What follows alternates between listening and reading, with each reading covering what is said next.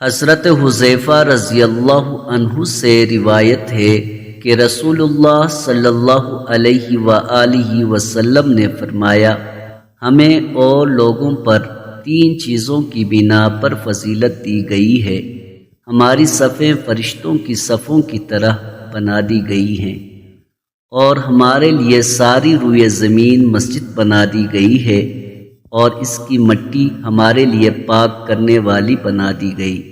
اور ایک اور خصلت بیان فرمائی۔ صحیح مسلم حدیث نمبر 1165۔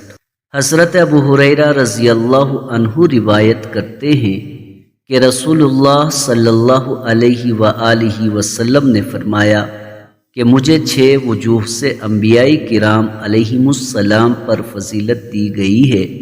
مجھے جوامع الکلم عطا فرمائے گئے، رعب کے ذریعے میری مدد کی گئی، میرے لیے مال غنیمت کو حلال کر دیا گیا، اور میرے لیے تمام روئے زمین پاک کرنے والی اور نماز کی جگہ بنا دی گئی، اور مجھے تمام مخلوق کی طرف بھیجا گیا، اور مجھ پر نبوت ختم کر دی گئی۔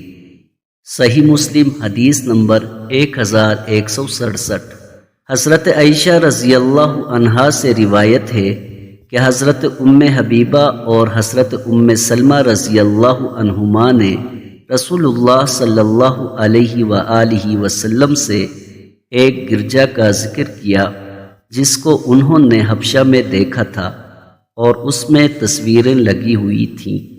رسول اللہ صلی اللہ علیہ وآلہ وسلم نے فرمایا کہ ان لوگوں کا یہی حال تھا کہ جب ان میں کوئی نیک مر جاتا تھا تو وہ لوگ اس کی قبر پر مسجد بناتے اور وہیں تصویریں بناتے۔